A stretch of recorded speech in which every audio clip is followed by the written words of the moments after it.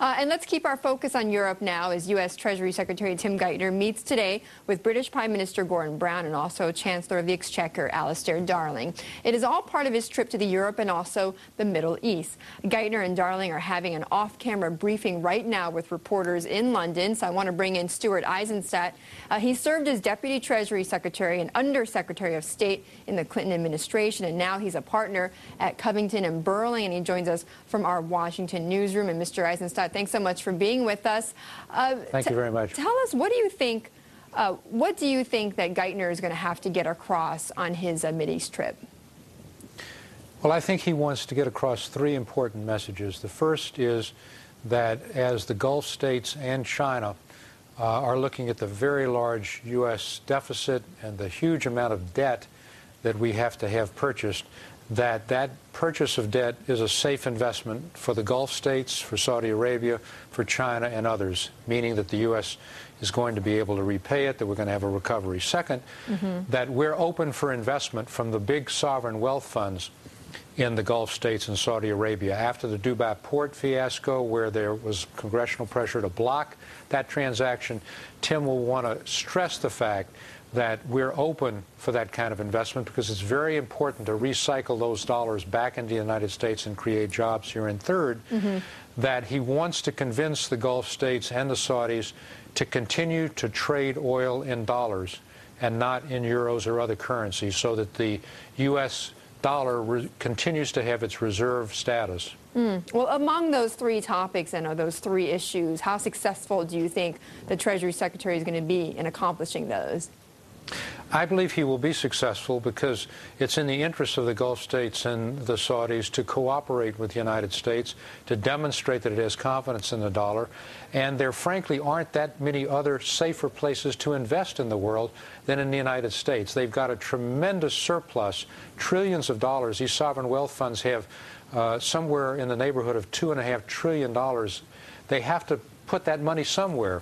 They don't anymore want to simply buy U.S. Treasuries. They want higher rates of return. You can get them in the United States more than you can get them almost anywhere else. For example, it's likely that the U.S. will come out of its recession sooner than in Europe and faster than in Europe. It'll be a deeper and, I think, more sustained recovery. So an investment in the United States from the Saudi or Gulf state standpoint is perhaps a investment that will get a better rate of return than it might in Europe or elsewhere in the world. I mean, in some ways, though, it might be easier to convince the Saudis or others in the Middle East that there will be a recovery in the U.S. versus convincing them that there is the political will in the U.S. to allow more investment from the sovereign wealth funds, no?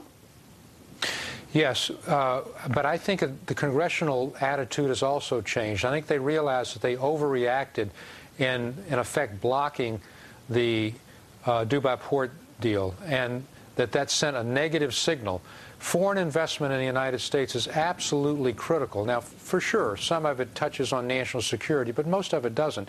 For example, one of the Gulf states owns Barney's of New York, the clothing store. So most of these investments will be in areas that don't touch on national security. Right. And I think that they can be convinced that the U.S. is open for business, but Tim has to send a very strong signal to that effect. Right, but what can he, I mean, because it's not just Dubai ports. I remember CNOOC, for instance, trying to buy into the U.S. as well. I mean, what can the Treasury Secretary say, though, to tell them that it's different this time around than what they've heard before and numerous times in the past?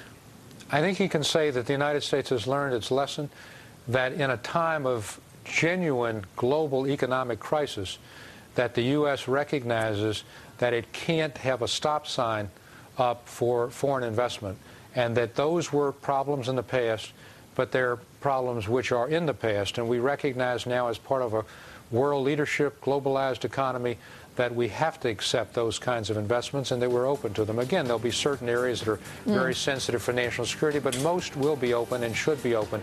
I think that's the message the Secretary will give, and I think it will be well received. Okay, Mr. Eizenstat, thanks so much. We've run out of time. He's the former Deputy Treasury Secretary, and we'll be back talking about health care.